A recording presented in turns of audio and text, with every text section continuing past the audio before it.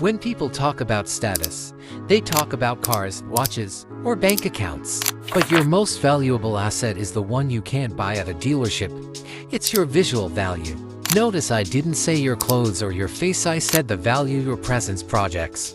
There is a specific phenomenon where certain men look expensive even in a plain white t-shirt, while others look cheap even when they're draped in designer logos. This isn't about wealth, it's about the signal-to-noise ratio. High-value attractiveness is the absence of visual static. Chapter 1. The signal-to-noise ratio. The human brain is a pattern recognition machine. When it looks at a person, it's scanning for signals of health, competence, and genetics. The signal, your bone structure, your eye contact, your posture, the noise, everything that distracts from those things. Cheapness is created by visual clutter. Think about a wrinkled shirt collar, a patchy beard, or oily skin that catches the light in the wrong places. These aren't just grooming issues.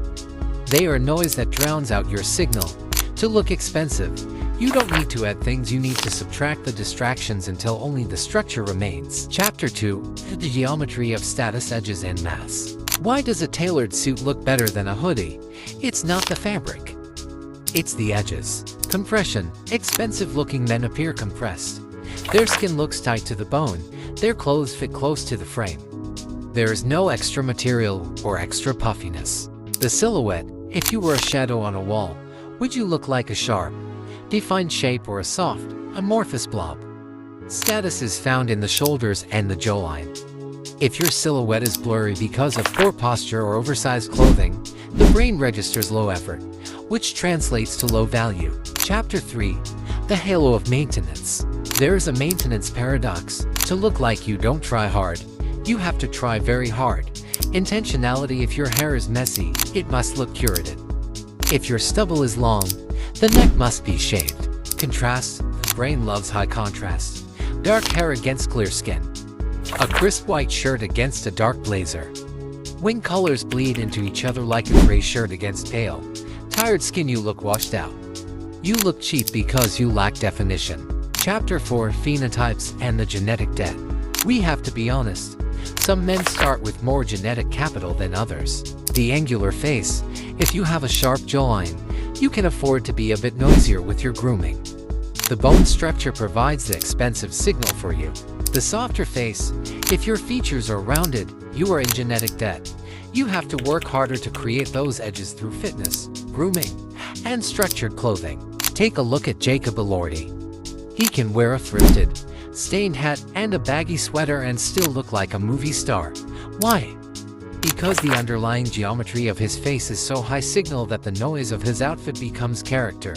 If a guy with a receding chin and average skin wears the same thing, he just looks like he's given up. Chapter 5. The silent red flags. What are the things that instantly cheapen a look? The glow versus the grease. Hydrated skin looks expensive, oily skin looks neglected. Verbal presence. You can look like $1 million, but if your voice is high-pitched, fast, and anxious, your visual value collapses instantly. Footwear. People look from the head down, but they judge from the ground up. Scuffed, dirty, or cheap-soled shoes act as an anchor that drags your entire aesthetic down. Looking expensive isn't about the price tag. It's about the perception of order. It's about convincing the world that you are a man who has his life and his environment under total control.